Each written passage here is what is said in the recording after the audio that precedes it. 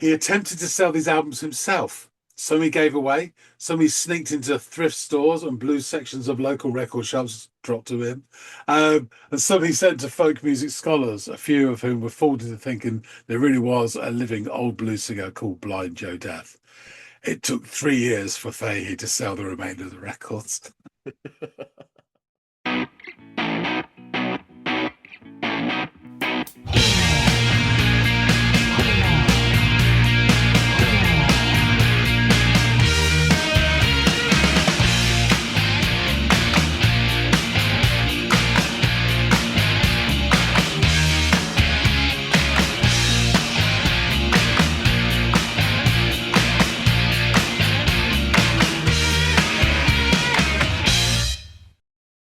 Hey, everybody, and welcome to another episode of To Audiophiles, you bastard. My name's John, his name is Andy. Your reasons, beliefs all float in the sky. Got a pin to deflate them, or have a good try. More on that later. But first, we've got a track to listen to, and because it's Friday, yes, it is, we have got a track which has been carefully selected by one of our wonderful viewers.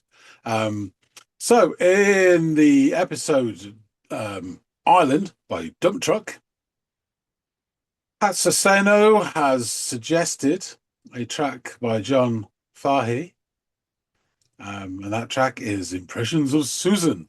And as you may gather from me gabbling on, it will be Andy who's going to listen to this. Yes. Andy, we've obviously discussed it beforehand, but what do you know about Mr. Fahey? Not a thing, to be completely candid. So I'm definitely flying blind here. But I'm looking forward to and this is another one where it's like it came on the dump truck video, so but it's also a singular artist, so I can't imagine that it's going to sound a whole lot. I'm already in singer-songwriter area. Whenever you just drop a person's name as an artist, that's where my mind goes. Oh, we've got a singer-songwriter here. So maybe I'll be proven wrong, and it will be somewhat similar to dump truck. Maybe it'll be nothing like either of the two options I have available to myself in my head here. But either way, I've never heard of his material or this gentleman, so I'm looking forward to seeing what we got on hand here. We'll use Scuttle Off, have a listen, come back and tell us all what you think. Will do.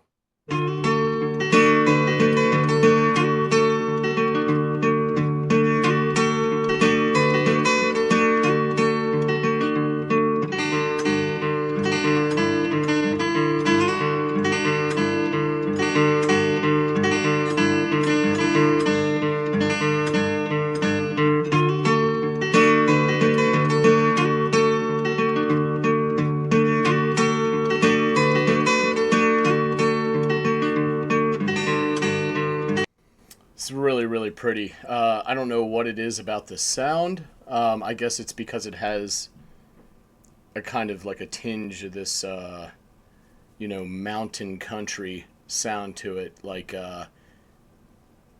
you could be in the middle of the Smoky Mountains or something like that. That's instantly where I'm sort of whisked away to. And it sounds like daybreak, or it feels like daybreak, with each of these twanging bits of guitar like rays of sunshine cresting over the east, and maybe like the mists coming up out of the valley, sort of fog relief that happens in the early morning hours in such places. So yeah, this sound is really pretty. The guitar picking sounds lovely, and it sounds like there could be multiple guitars or multiple guitar tracks here, where they're kind of integrated with one another, which is a really pretty sound.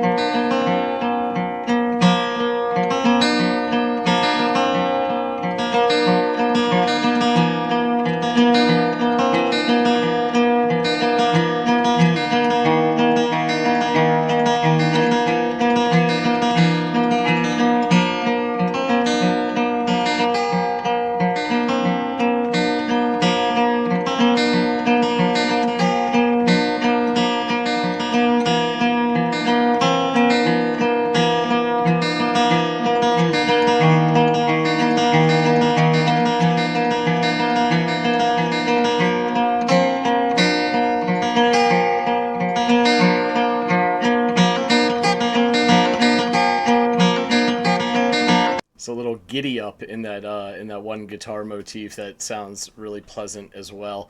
Yeah, there's this sort of this tranquility in the music here that is it's really peaceful, so much so that it could lull me to sleep. But I could also think that this would be an excellent soundtrack on like a nature hike or something like that, where you're sort of off in the wilderness. Um, it has that I don't know, this back to basics kind of sound to it that for some reason to me evokes all these visions and sounds and feelings of being in nature. I don't know. I love the feeling. And I love the sound. This motif here.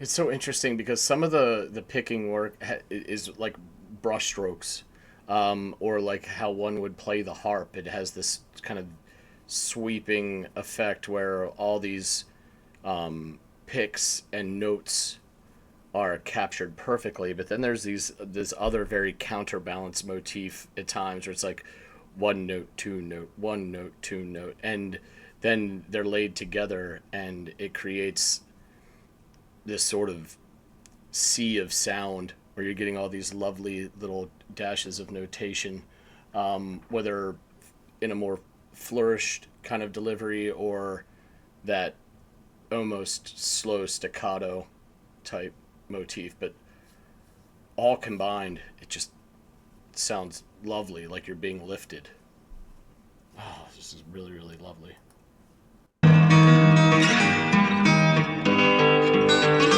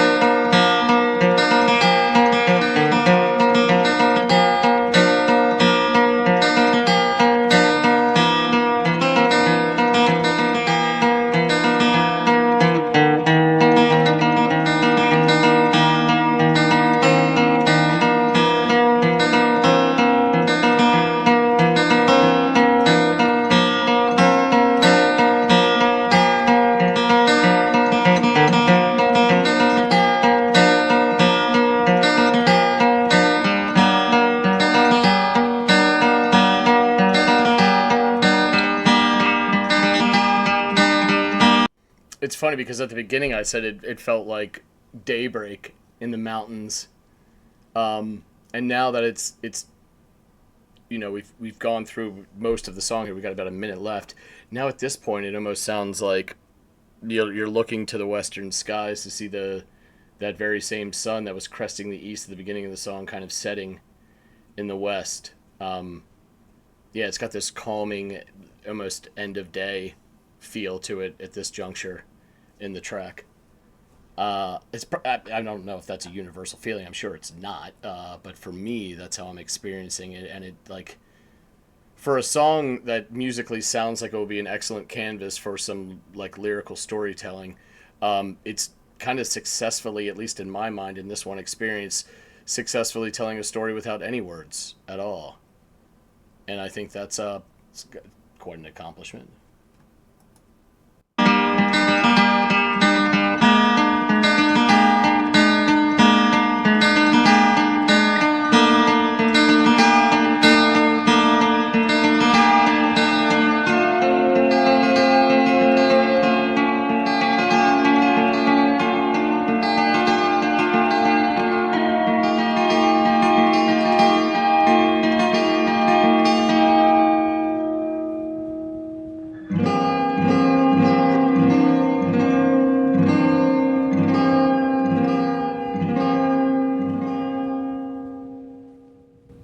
What a lovely way to end that track.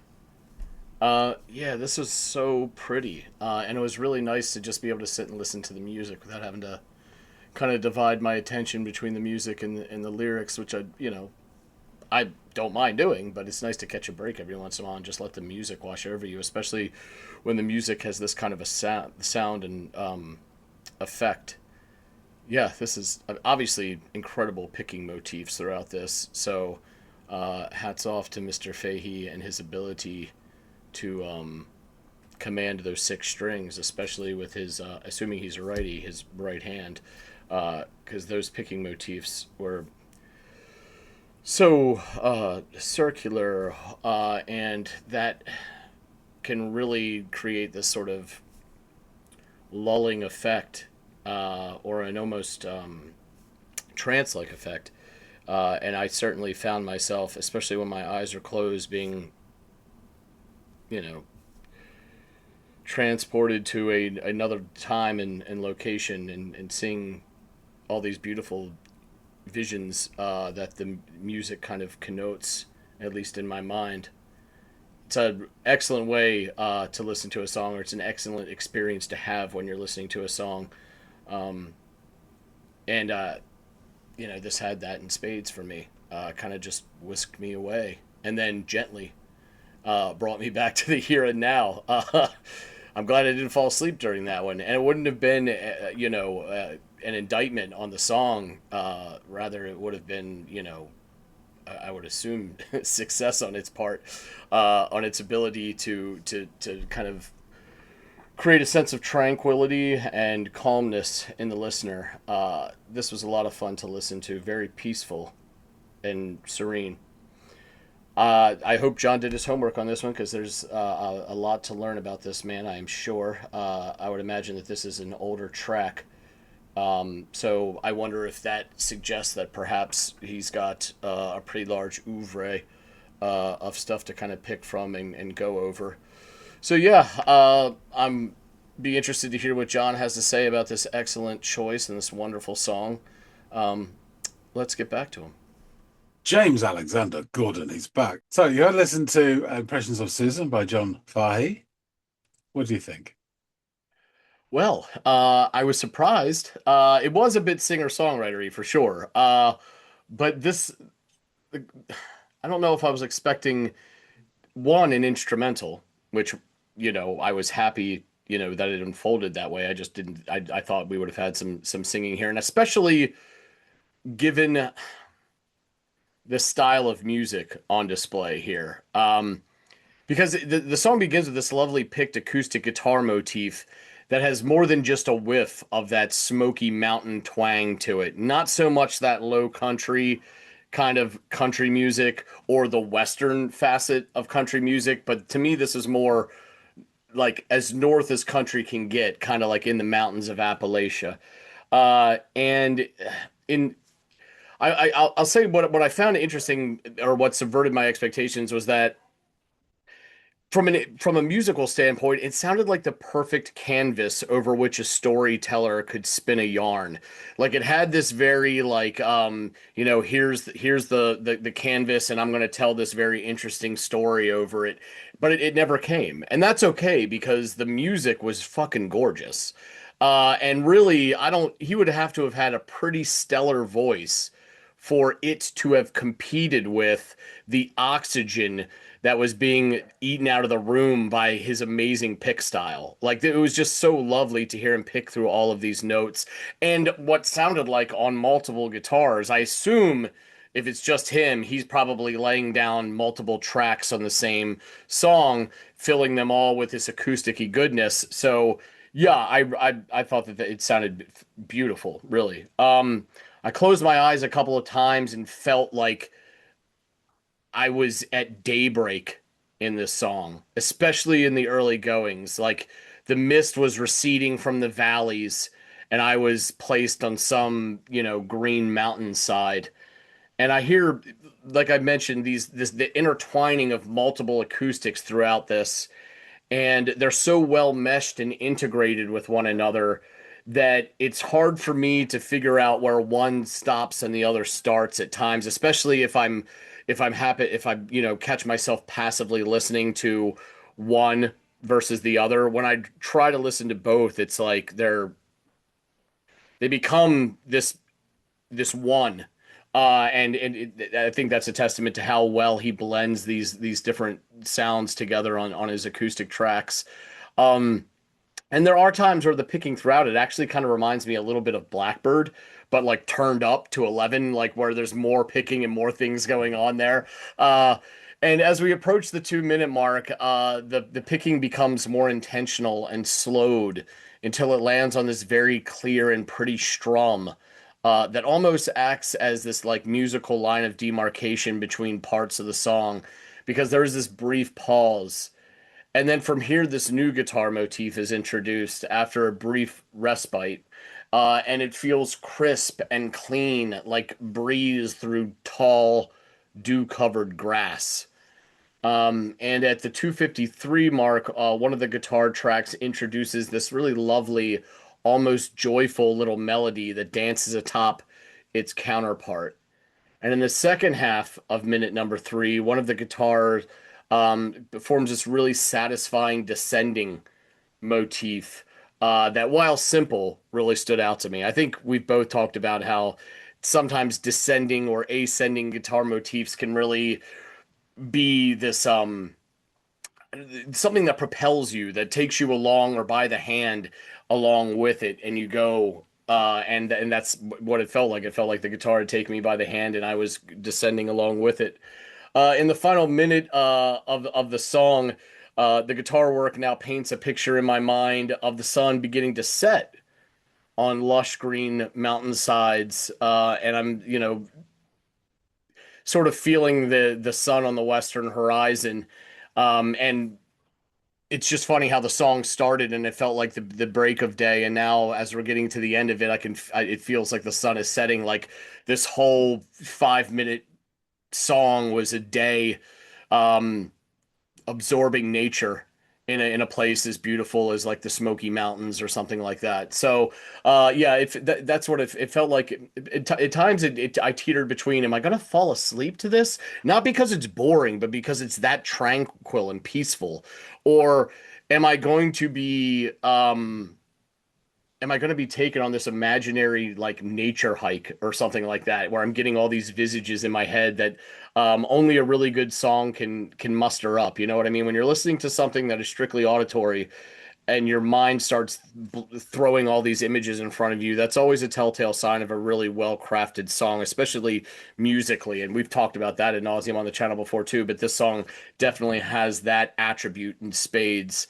Um, Now, there was one point where I felt like the song kind of changes a little bit at the very end, and I thought I heard vocalization, like a woman's vocalization, like faintly in the mix, and it was fleeting. But that could have easily been my mind playing, tricks on me, or taking liberties and fooling me into hearing something that wasn't there.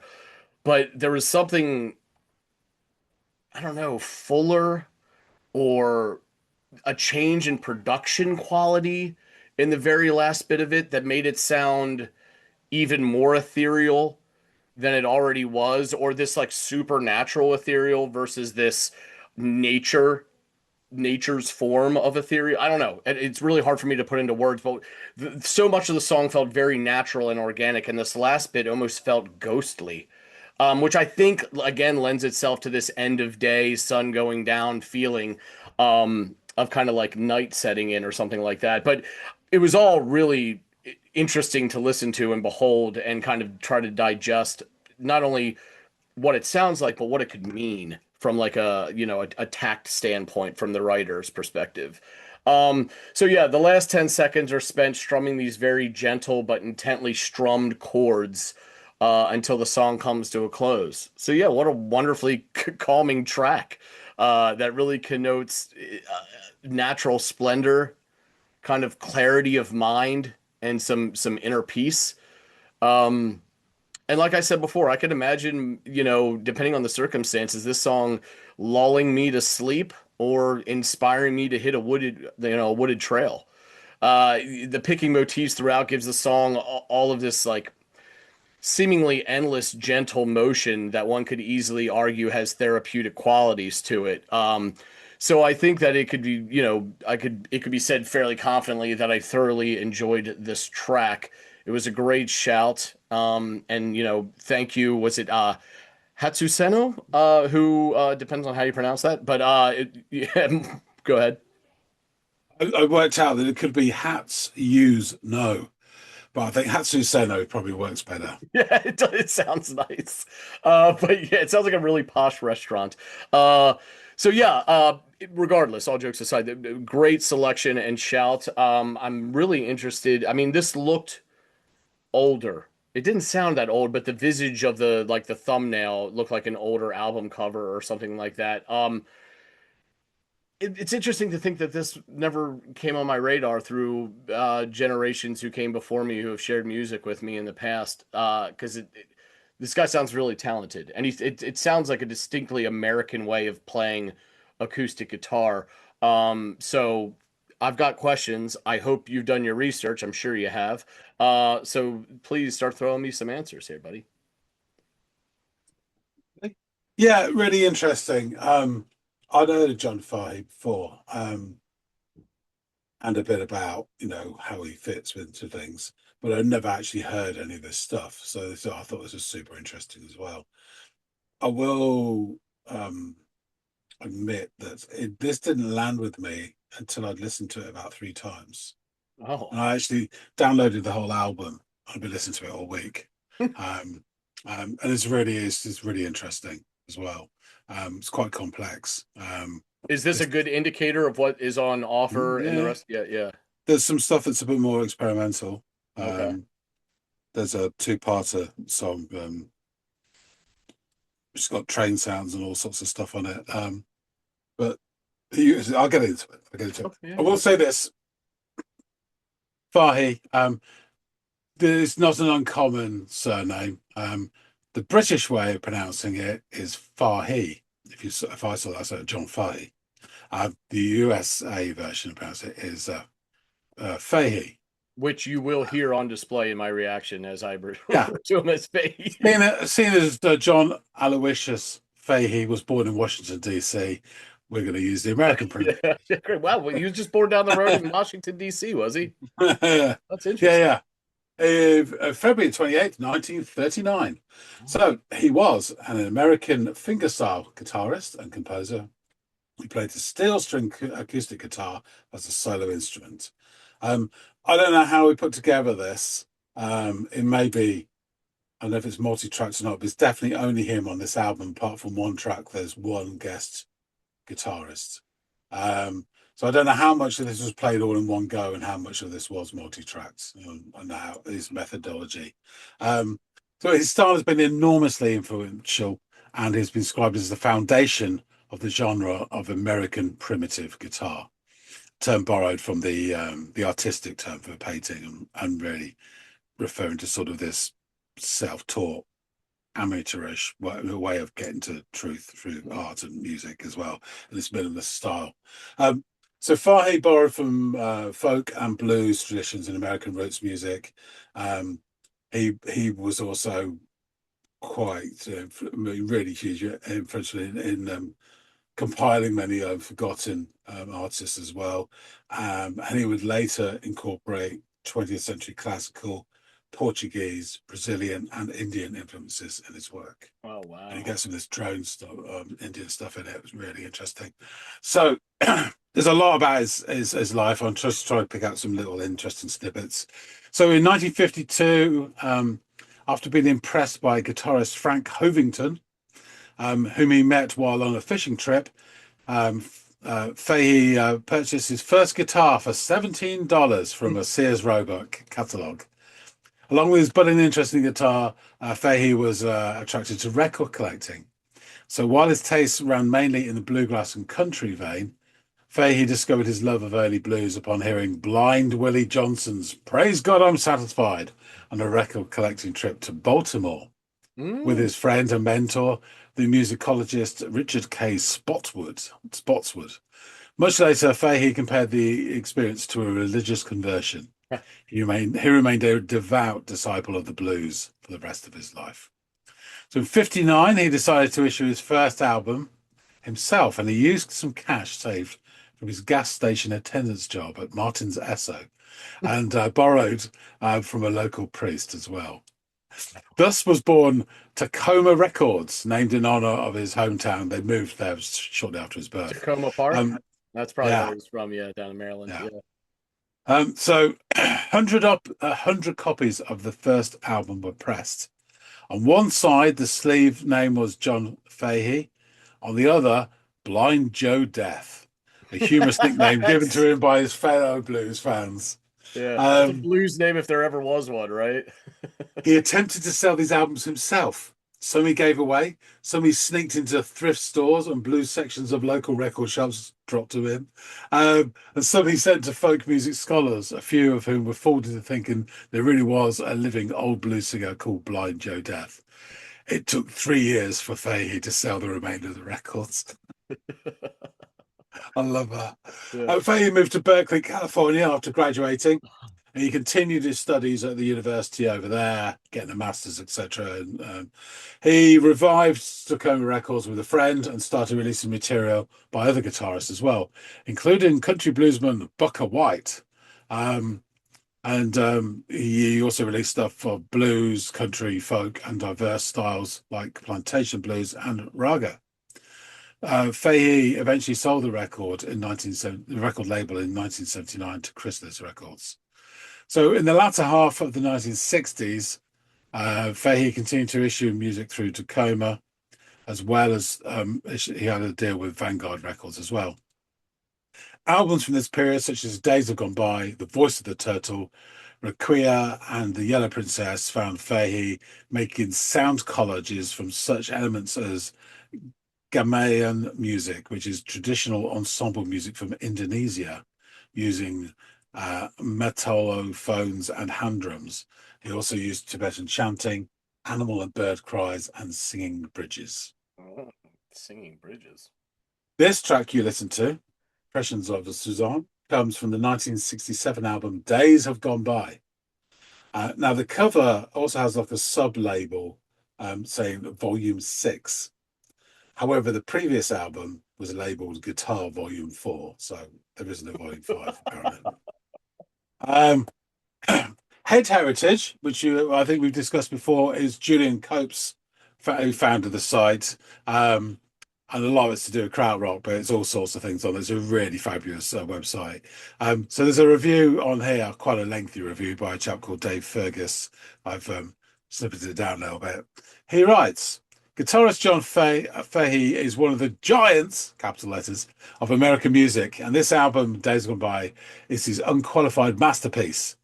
This is the sound of, capital letters, real America, not the plastic dry wank most people abroad think of this country. John Fahey plays music that is hard to pigeonhole, so let's just say he uses country blues as a jumping off point, most notably Blind Willie Johnson and Robert Johnson. But I'll be damned if John doesn't play some of the most psychedelic music it has ever been my pleasure to hear. He uses tons of echo and space in his compositions, as well as very haunting sound effects and background noises. This music really breathes and has incredible atmosphere. This record is a complete classic. There is not one wasted second of music. I recently put this record on tape and went for a drive in northeastern Connecticut. It's such as the old abandoned mills and rusty freight train cars. And believe me, I was feeling no pain. Um, and AllMusic wrote, Sam Graham once referred to Fahey as the curmudgeon of the acoustic guitar, while producer Samuel Charters noted that Fahey was the only artist I ever worked with whose sales went down after he made a public appearance. Just a little side note here. I forgot what year it was, but they did this charity single, um, and it had popular soul beat combo, Wet, Wet, Wet. On the B side, it had Billy Bragg, She's Leaving Home. And the single went straight to number one. And they decided, oh, we'll give Billy his go on Top of the Pops as well. And the single instantly plummeted from the charts after his appearance. Bless him. Anyway. Poor bastard.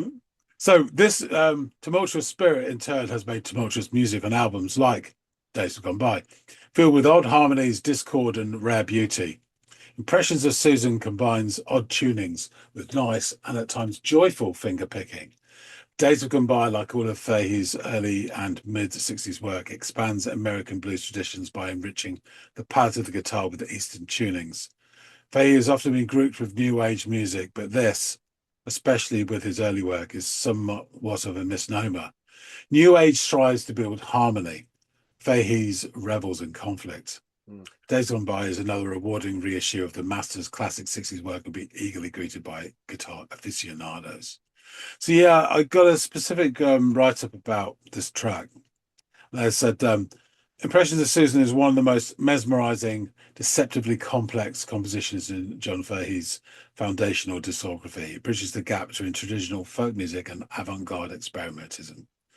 According to Fahey's own original liner notes, he composed the track in Arkansas in July 1966 after reading a letter from a pen pal in Brazil named Susan Turner, who happened to be from his hometown of Tacoma Park, Maryland.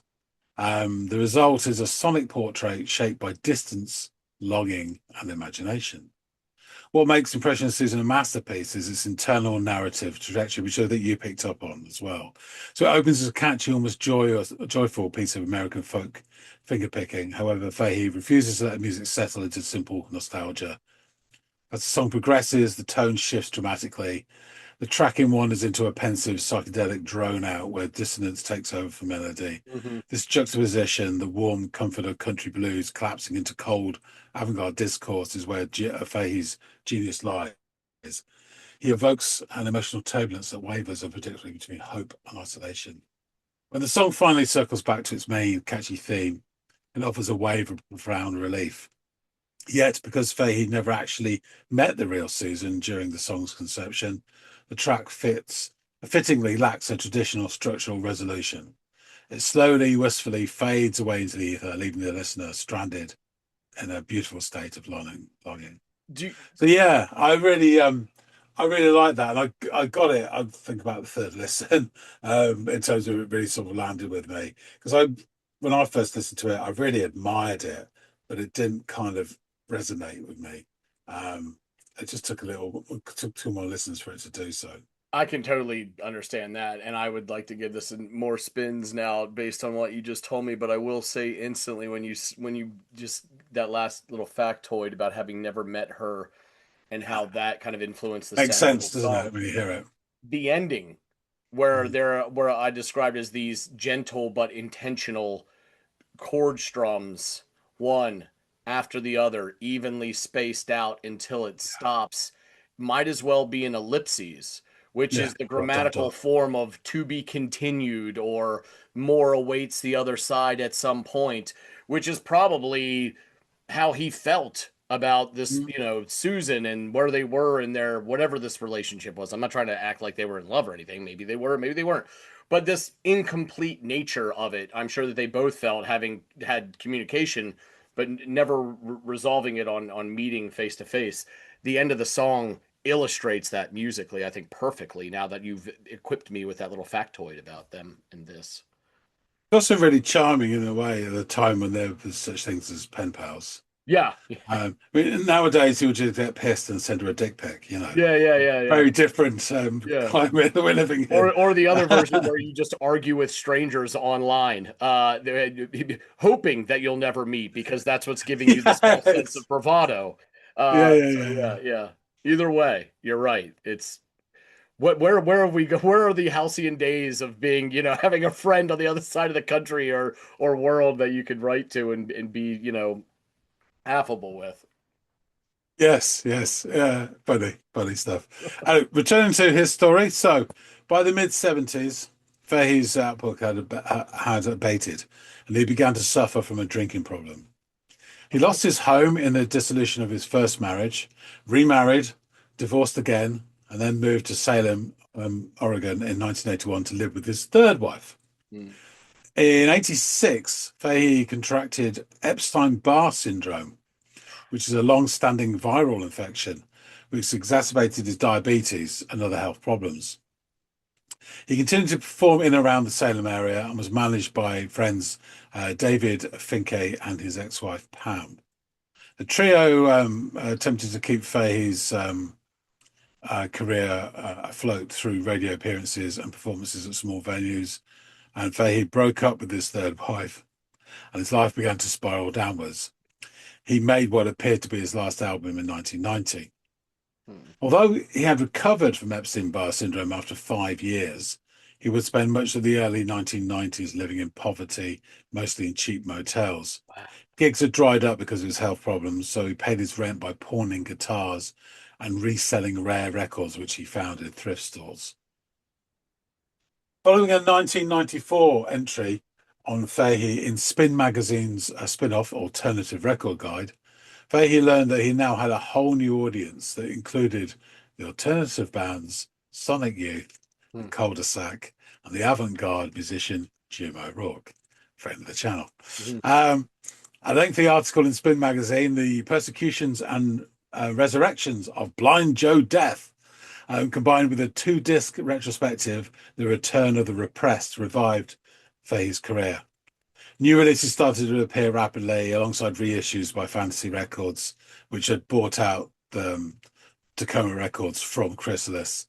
And all of the early Tacoma releases. After the death of his father in 95, Fahey uses his inheritance to form another record label, Revenant Records, to focus on reissuing obscure recordings of early blues, old-time music, and anything else that took his fancy. Hmm. The label's most famous release would prove to be Screamin' and a Hollerin', The Blues, The World of Charlie Patton, a 7-disc retrospective of Charlie Patton and his contemporaries. It won 3 Grammy Awards in 2003. And Fahey, for his part, won a Grammy in 1997 for his contribution to the liner notes of Revenant's Anthology of American Music, Volume 4. Wow. In February 2001, 6 days before his 62nd birthday, Fahey died at Salem Hospital after undergoing a sextuple coronary bypass. Wow, So that's a lot. it'd be an understatement to say he had heart problems. Yeah, Jesus, 6 times over. It sounds like fuck. So yeah, and as a footnote, in 2023, Rolling Stone magazine ranked Fahey as the 40th greatest guitarist of all time. Yeah, that makes sense. And I was waiting to hear about him being ranked among some of the better guitar players. It makes sense that he would make that list. The was mentioning this in the reaction. This sort of brushstroke work on the one guitar track sounded almost like the approach one would have when they're playing a harp. Just the way the fingers dance across the strings for the strumming hand. Then the other one had this very counterbalance staccato 2-note motif going back and forth over which that other one that I mentioned kind of painted. It sounded amazing. So it doesn't surprise me to hear that this guy was ranked among some of the best guitarists. Yeah, I'm just looking at the album now as I've been listening to it. So this is the only one that I've listened to. But The Revolt of the Dyke Brigade is the opening track. It's really, really good. Mm. Then there's Impressions of Susan, Joe Kirby Blues, Night of Night Train of Valhalla, the Portland Cement Factory at Monolith, California. And then there's these two tracks, a ragga called Pat Part One and a ragga called Pat Part Two, and they are the more experimental ones. Starts with these like train noises. You get this sort of droning Hmm. effect as well, and really cool. The Shepherd's Blind Knees. My grandfather's clock, which is an all traditional song, which the other guitarist, I've forgotten his name, joins in. Days gone by, we will be burning. Yeah, it's a really nice album. It's all instrumental, and so it leaves you to fill in the blanks, as it were, by listening to it. So I was really impressed by this. Um, and as I heard about him, but I didn't, Yeah. actually know of his work, so I wasn't disappointed. So yeah, this is a really good shout by Hatsuseno. Yeah, for sure. Yeah, I'm glad that I'm now aware of this artist and his music, or at least this one track. And I'm also glad that you sort of were inspired to go check out some more of it and can confirm that the rest of this album is pretty intriguing stuff as well. So I'm going to listen to this again. And maybe you can throw me something by him down the line. Yeah, yeah, yeah, I Nice. think so. Cool. Cool. I should wrap things up. Thanks for listening to this, Andy. Thanks, Hatsuseno, for Yeah. offering this up. Folks out there, please tell us what you think. I'm sure there's many of our regular viewers that are much more familiar and can fill in some of the gaps that I missed of Mr. Fahey. Yeah. So yeah, please love to hear your comments and also what you thought about this. If you've heard it for the first time, like us as well, what you thought of it. Yeah, drop your comments, have a go, hit the like button, all that good stuff. If you have a track that you want us to listen to, just drop a comment or suggestion in any of the episodes, like Hatsuseno did for the Dump Truck Island episode. We will then look at it, and if at least one of us doesn't know it, it'll be added to. If we both know it, it's pointless. But if one of us doesn't know it, we'll add it to the list, and then time will tell as we plow our way through the list. But yeah, so that's how it's done. And if you dig all this grooviness, then please subscribe. And we really appreciate everybody to support the channel. And the Friday things is just our kind of a little thing of ours that we're trying to give back to people who do support us in the community. So, join in. That being said, thanks again so much for watching. And we'll see all of you on the next episode of the Audiophiles. Have a great weekend, guys.